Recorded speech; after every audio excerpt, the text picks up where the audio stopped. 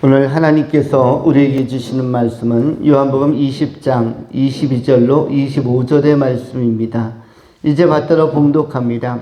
이 말씀을 하시고 그들을 향하여 숨을 내쉬며 이르시되 성령을 받으라.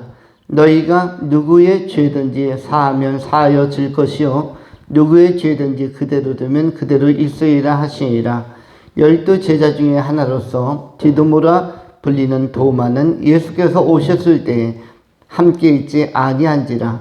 다른 제자들이 그에게 이르되 우리가 주를 보았노라 하니 도마가 이르되 내가 그의 손에 못자국을 보며 내 손가락을 그 못자국에 넣으며 내 손을 그 옆구리에 넣어보지 않고는 믿지 아니하겠노라 하니라. 아멘. 오늘은 도마의 시험과 도마의 고백이라는 제목으로 하나님의 말씀을 전합니다. 두 가지로 하나님의 말씀 전합니다. 첫 번째, 도마의 시험. 두 번째, 도마의 고백. 먼저 생각하는 것은 도마의 시험에 관한 것입니다. 24절에 12 제자 중에 하나로서 디두모라 불리는 도마는 예수께서 오셨을 때에 함께 있지 아니한지라. 마가의 다락방에 다른 제자들이 거의 다 모였는데 도마만 빠졌습니다. 도마만 다른 업무로 또는 다른 은신처로 잠시 가 있어서 이 현장에 다락방에는 있지 않았습니다. 19절에 이날 곧 안식 후 첫날 저녁 때 제자들이 유대인들을 두려워하여 모인 곳의 문을 닫았더니 예수께서 오사 가운데서 이르시되 너에게 평강이 있을지어다. 바로 다락방 한가운데 두려워서 문을 꼭꼭 잠갔을 때 예수님께서 오셔서 부활하신 모습으로 부활의 영광을 나타내시며 제자들에게 평강을 선포하셨습니다. 영광스러운 이 자리, 감동스러운 이 자리, 감격 있는 이 자리에 누구는 빠져 있었냐면 디두모라 불리는 도마는 빠져 있었습니다.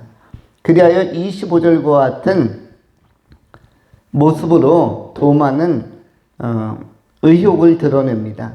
다른 제자들이 그에게 이르되 우리가 저를 보았노라 하니 도마가 이르되 내가 그의 손의 못자국을 보며 내 손가락을 그 못자국에 넣으며 내 손을 그 옆구리에 넣어보지 않고는 믿지 아니하겠노라 하니라.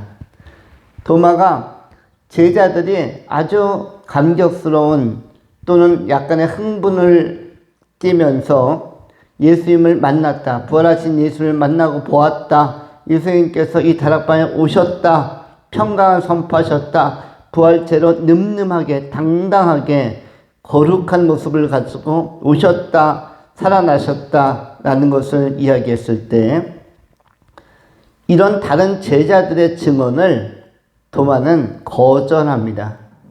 그리하여 도마는 예수님의 못 박힌 손자국에 내가 손을 넣어보고 그 옆구리에 손을 넣어보지 않고는 믿지 아니하겠노라. 이것이 도마의 시험 내지는 도마의 한계라고 할 수 있습니다. 도마의 시험과 한계 같은 것이 우리 인간의 삶에도 역시 많이 나타납니다.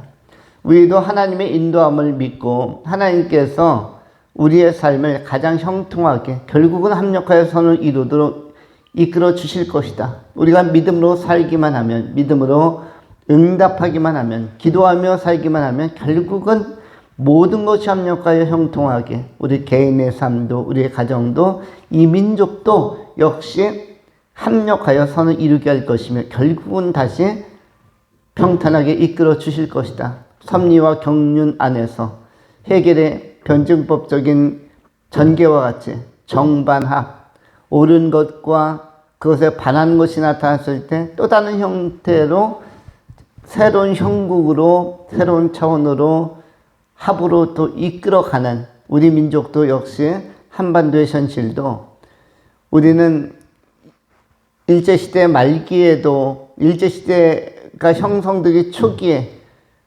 20세기 초반에도 굉장히 어지러웠고 국제정세가 현재도 매우 혼탁한 가운데 있습니다. 또 경제적인 것이 더 성장하면 좋지만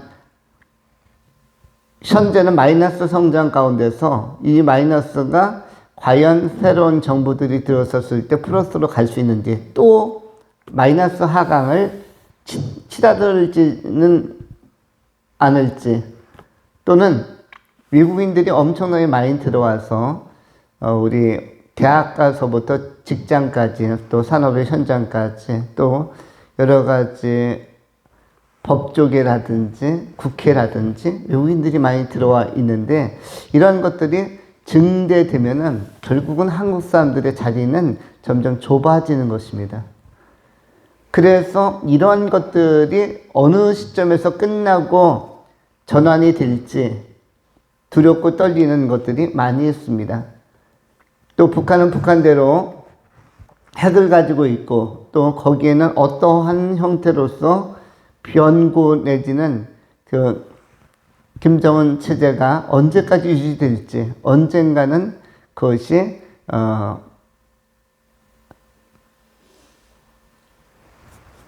종말이 오거나 내지는 체제가 붕괴되지는 않을까, 여러 가지 변수도 있지만, 또 붕괴 이후에 굉장히 혼란스러운, 북한 사람들이 남한으로 계속 밀려들 때, 남한 영토는 생각보다 좁은데 계속적으로 밀려들고, 북한에서 밀려들고, 중국에서 밀려들고, 동남아에서 밀려들고, 몽고에서 오고, 우즈벡에서 오고, 태국에서 오고, 이렇게 되어질 때 우리 순수한 우리 백의 민족의 우리나라 사람들의 설자리들은 점점 협소해지지는 않을까, 우리의 다음 세대는 더욱더 안정감을 잃지는 않을까라는 여러 가지 위기적 정황에 대한 그런 긴장들이 있습니다. 그럼에도 불구하고 결국은 하나님의 큰 손, 보이지 않는 손이 민족을 컨트롤해서, 경제와 시장도 보이지 않는 손에 의하여 결국은 시장 경제도 안정화되고 자리를 잡는 것처럼, 역시 우리 민족도 하나님의 손에 의해서, 하나님의 개입에 의해서 결국은 다시 궤도에, 본궤도에 올라가지 않을까. 앞으로 미래 가운데 굉장히 혼탁한 것 가운데서 다시 정리는 역시 하나님이 하시고, 역사의 정리는 노아 홍수 때부터 항상 하나님의 몫이었습니다. 바벨탑으로 하나님께 도전하는 시기도 있었습니다. 그러나 역시 그것을 흐트러 버리고 세계 열방 가운데서 다시 질서를 세우신 것도 하나님의 역사였고, 하나님은 지금까지 언제나 악이 관영할 때까지 지켜보시다가 그 이후에 정리정돈 하셨습니다. 노아 홍수의 심판이 그런 것이었고, 바벨탑을 무너뜨리며 구음이 하나였던, 언어가 하나였던 시대를 끝내고 언어를 흩어서 다양한 민족으로 나뉘어 살게 한 것도, 그리하여 너무 인본적으로 가려고 하는 경향성에 대해 브레이크를 건 것도 하나님의 제동적 역사라고 할 수가 있습니다. 이렇게 인본주의라는 것이 한계가 있고, 사람들이 풀어가는, 사람들이 이끌어가는 역사와 미래도 역시 한계가 많겠거니와, 그러나 이것을 극복하게 하는 것은 딱 한 가지입니다. 오늘 본문에서 예수님께서는 의욕이 많은 도마에 대하여 뭐라고 말씀합니까? 또 제자들에 대하여 평강을 선포한 다음에, 그 다음에 22절에서 예수님은 그 해결책으로서 이렇게 말씀하셨습니다. 이 말씀을 하시고 그들을 향하여 숨을 내쉬며 이르시되 성령을 받으라. 성령을 받으라고 말씀하셨습니다. 미래가 불안하거나, 미래가 두렵거나, 그리고 미래가 불안정하거나, 미래에 대한 기대감이 약하거나, 이러한 사람들에게 필요한 것은 성령을 받는 것입니다. 성령께서 실제로 이 역사의 주인이시며 이 민족의 주인이시며 내 삶의 주인이 되시는 것입니다. 내 개인이 성령 충만한 삶을 남은 생에 살 수 있다면, 성령이 주도하고 성령이 임재하고 성령과 교제하면서 남은 생에 살 수 있다면 나라는 존재가 가장 멋지게, 가장 아름답게 미래를 살 수 있는 것입니다. 최고의 미래는 성령께서 이끄시는 미래입니다. 우리 가정도 마찬가지입니다. 우리의 가정들은 어떻게 해야 행복한 가정이 될 수 있습니까? 아무리 자녀 교육을 잘 시키려고 해도, 아무리 부부가 금수를 유지하려고 해도 사람의 그 혈과육으로는 한계가 있어서 쉽지 않은 것입니다. 이 문제를 넘어서려면 성령께서 가정의 주인이 되셔서 가정의 모든 심령에 성령의 은혜를 베푸시고 단비를 내리시고 성령 충만함을 주시면 가정도 행복한 가정, 구주 예수 모신 그곳 행복한 그런 자리가 되는 것입니다. 이 민족도 마찬가지입니다. 이 민족에 성령께서 충만히 임하시면 우리 부산으로부터 강원도, 또 경상도, 전라도, 충청도, 서울, 북한 땅까지도 성령이 임하시면 여러 가지 갈등과 여러 가지 불의한 것과 부정된 것들, 죄된 것들이 다 녹아지는 것입니다. 오직 성령만이 많은 문제를 해결하고 성령 충만하게 되어질 때, 성령 충만한 사람들이 많이 세워질 때 이 민족에 변화가 올 수 있고 긍정적 변화가 올 수 있는 것입니다. 특별히 믿음이 없는 사람들, 미래에 대한 믿음이든 또 구원에 대한 믿음이든 이 믿음이 없는 사람들에게 믿음을 강화시키는 것은 성령이 임할 때입니다. 도마처럼 믿음의 한계가 왔을 때 예수님의 부활을 도저히 인정하지 못하겠다. 나는 믿지 아니하겠노라. 내가 그 손에 손을 넣어보고 그 못에 찔린 옆구리, 창에 찔린 옆구리에 직접 손을 넣어보지 않고는 믿지 않겠노라 했던 것처럼 성령께서 임하시지 않고는 우리는 믿음이 없는 세대 가운데서 분열과 분노와 또 혼란함에 사로잡히게 되는 것입니다. 이것을 넘어서려면 우리가 성령 충만함을 받아야만, 성령으로 거듭나고 성령의 충만함을 받아야만 우리가 확신 있게 우리의 미래를 하나님과 함께 힘있게 풀어갈 수가 있는 것입니다. 성령으로 거듭난 사람들도 마찬가지입니다. 성령을 모시고는 있지만 그리하여 예수를 믿고는 있지만 성령 충만함은 성령으로 거듭난 것과는 조금 다른 일이라고 할 수가 있습니다. 우리가 모든 일들도 굉장히 컨디션이 좋게 기본으로 할 수 있는 것이 있지만 예를 들어서 성령으로 거듭난 것은 어떤 학생이 고등학생이 시험을 치러서 수능을 잘 봐서 대학을 들어가는 것과 같습니다. 대학을 들어가는 것으로 끝나는 게 아니죠. 대학에 들어가서 첫 학기 수업부터 따라가면은 물론 공부를 안 해도 그냥 이름만 쓰고 시험만 참여하면 매일 F점, D학점 맞으면서 간신히 졸업은 할 수 있겠지만 다른 사람들 막 4.3, 4.5 그 거의 만점에 가까운 점수 받을 때 뭐 2.1, 2.2, 1.8 맞으면서 그 과락의 자리에서 낙제의 자리에서 해서 우여곡절 끝에 학교를 졸업할 수 있겠거니와 그러나 학교 들어가는 것이 중요한 것이 아니라 무엇이겠습니까? 충만하다는 것은 좋은 학점을 받으면서 즐거이 그 학교를 다닐 수 있는 높은 점수와 평가를 받으면서 또 학문적인 그 자질을 개발하고 또 체계적인 지식을 습득하는 것, 기능을 습득하는 것, 이것이 중요한 것처럼 성령의 충만함은 성령으로 거듭난 자들에게도 역시 또한 중요한 것입니다.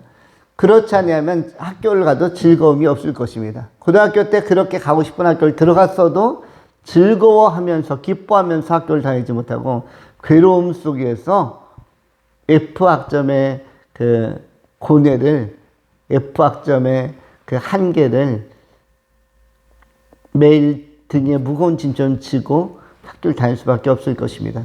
직장으로 치면은 직장에 들어가긴 들어갔는데 5년, 10년, 20년, 30년 직장에 들어가긴 들어갔는데 직장에서 잘리거나 조기 퇴출당하거나 이런 건 없는데 직급이 올라가지도 않고 월급도 올라가지 않는다.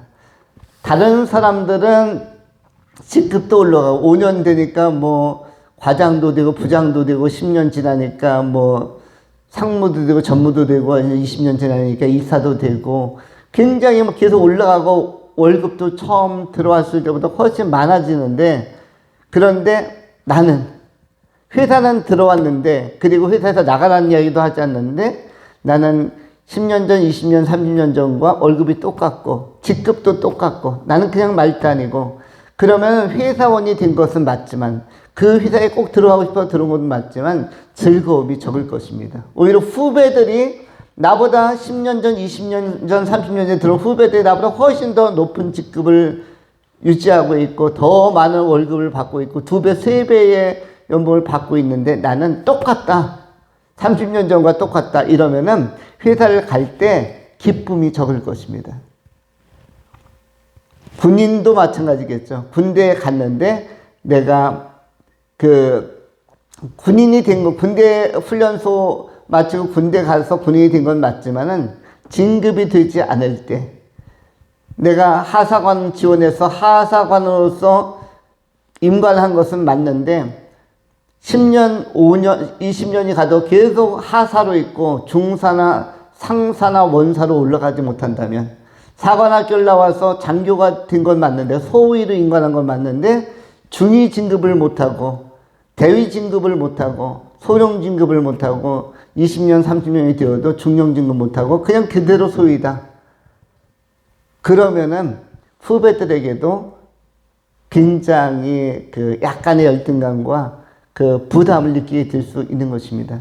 성령으로 거듭난다는 것도 마찬가지입니다. 예수 믿고 예수 그리스도의 사람이 된 건 맞고 구원받은 사람이 된 건 맞지만 그 삶이 즐거우려면 성령의 충만함을 받아야만 하는 것입니다. 그래야만 확실히 믿어지고 확실히 깨달아지고, 특별히 예수께서 부활하신 것을 확실히 믿고 확실히 깨닫는 믿음이 굉장히 중요한 것입니다.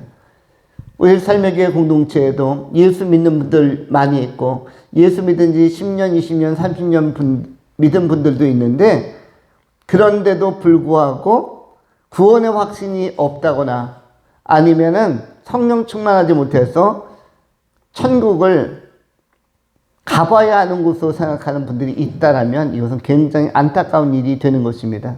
성령 충만함을 받고 천국, 아직 가보지 않은 천국이지만 미리 하나님의 나라가 이루어지고 하나님의 구원이 이루어지고 하늘의 시민권이 있는 줄 알고, 그리고 하늘의 상급이 큰 줄 알고 선취적으로 하나님 나라를 경험하는 사람들에게는 기쁨이 있지만, 이런 사람들이야말로 성령 충만한 사람들 있지만 가봐야 하는 고백을 가진 사람들은, 그런 입장을 가진 사람들은 10년, 20년, 30년 교회 다니는 것이 굉장히 무색해지는 아쉬운 자리라고 할 수가 있는 것입니다.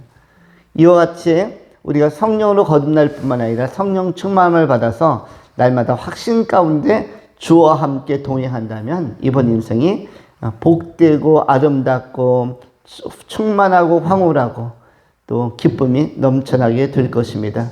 우리가 성령 충만함을 받는 것, 성령이라는 단어는 푸뉴마 하기오라는 단어인데 홀리 스피릿이라고도 영어로 표현하죠. 푸뉴마 하기오는, 푸뉴마는 영이라는 뜻이고 하기오스라는 것은 거룩하다는 뜻입니다. 거룩한 영, 홀리 스피릿, 푸뉴마 하기오, 이 성령으로 충만하여 우리의 존재가 거룩해지고 삶도 거룩해지고 삶에 확신이 있고 고백에 확신이 생기는 아름다운 삶을 살아내는 귀한 종들이 될 수 있기를 축원합니다. 두 번째 생각하는 것은 도마의 고백에 관한 것입니다.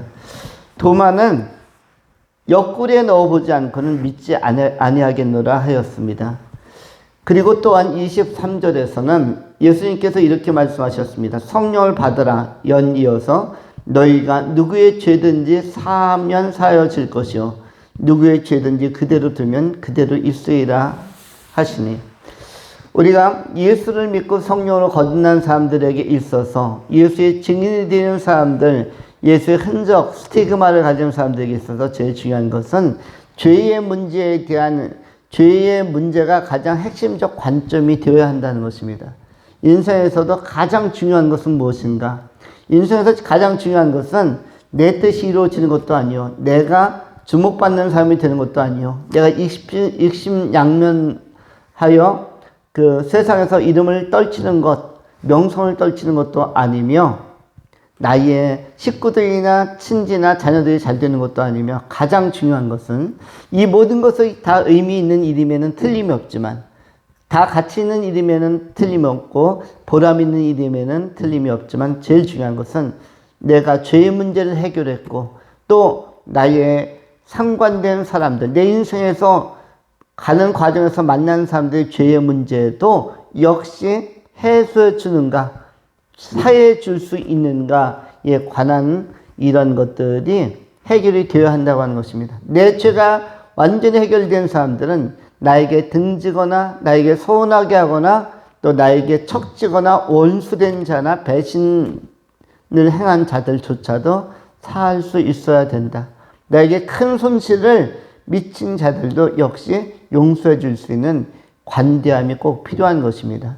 화해의 은총, 화해의 삶을 용서받은 자는 반드시 행하라고 말씀하고 있습니다. 이런 용서받은 화해의 공동체를 성경은 어떻게 표현합니까? 에클레시아, 바로 교회라고 표현합니다. 용서받은 사람들의 모임, 용서받은 사람들의 공동체, 죄로부터 돌이킨 자들의 공동체를 교회라고 말씀합니다. 마태복음 16장 16절로 19절까지 성경은 이렇게 기록을 합니다. 시몬 베드로가 대답하여 가로되 주는 그리스도시요 살아계신 하나님의 아들이시나이다. 예수께서 대답하여 가라사대 바요나 시몬아 네가 복이 있도다. 이를 네게 알게 하는 이는 혈육이 아니요 하늘에 계신 네 아버지시니라. 또 내가 네게 이르노니 너는 베드로라. 내가 이 반석 위에 내 교회를 세우리니 음부의 권세가 이기지 못하리라. 내가 천국 열쇠를 네게 주리니 네가 땅에서 무엇이든지 매면 하늘에서도 매일 것이요 네가 땅에서 무엇이든지 풀면 하늘에서도 풀리리라. 이 말씀 가운데서 베드로가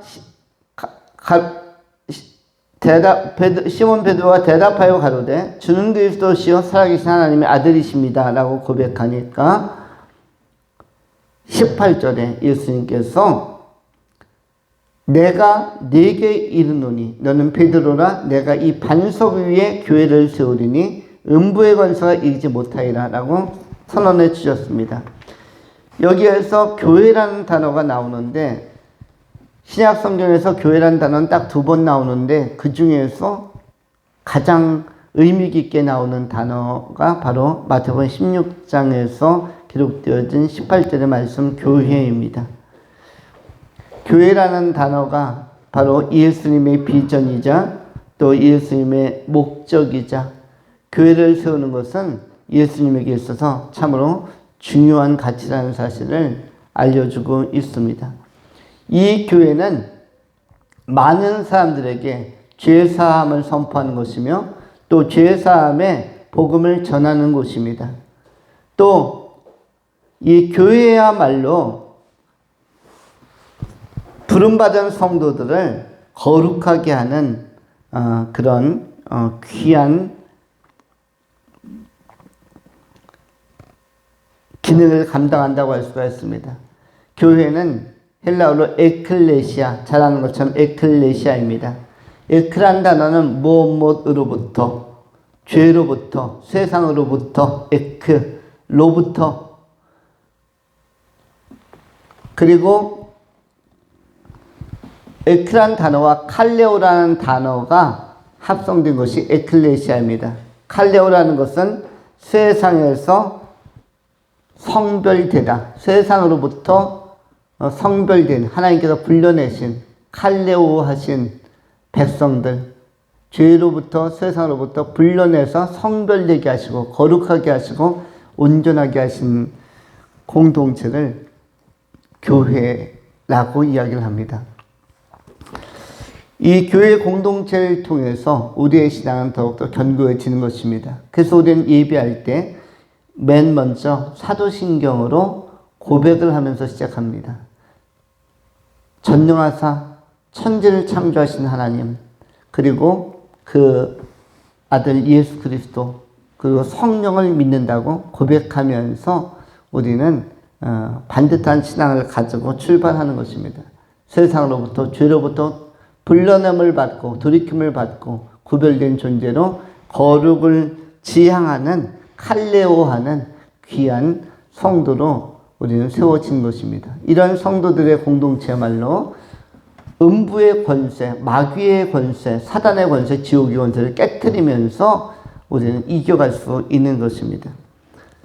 우리에게 반듯한 신앙 고백을 가지고 도마에게 있어서 처음의 의욕이 성령의 충만함을 받고 그리고 죄사함의 은혜와 사죄 은총을 경험하면서 확신으로 나아가는 것처럼 우리 안에도 성령의 충만함을 덧입고 우리가 교회 공동체 안에서 칼레오의 변화, 성결함의 변화, 거룩을 지향하는 이 하기오스의 변화가 끊임없이 임하는 성령으로 인도함을 받고 충만함을 받음으로 이번 인세가 성령 안에서 빛나고 성령과 동행하는 예수의 사람들의 삶, 예수 안에서 자유하며 예수 안에서 영생을 얻는 귀한 성도의 삶으로 전개되고 또 펼쳐질 수 있기를 축원합니다. 기도하겠습니다. 할렐루야. 존귀하신 하나님, 예수 안에서 성령 안에서 우리가 새로워지기를 원하고 충만해지기를 원하나이다. 우리가 성령 충만함을 받고 죄사함의 큰 권능과 영광, 죄사함의 기쁨을 누리게 하여 주시고 우리가 성령으로 거듭난 것 매우 귀하고 잘된 일이지만 그것에 우리가 만족하거나 머물지 아니하고 나아가 성령의 충만함을 받는 적극적으로 하나님 나라를 사모하고 예배를 사모하며 말씀과 기도에 힘쓰므로 말미암아 성령의 다스림과 통치와 인도하심 안에서 이번 인생이 빛나는 인생 그리고 귀한 열매를 맺어가는 성령의 열매를 풍성히 맺어가는 승리자의 삶으로 펼쳐져 갈 수 있도록 전개될 수 있도록 주께서 성실하게 이끌어 주시옵소서. 우리 구주 예수 그리스도의 이름으로 축복하며 감사하며 기도하옵나이다. 아멘.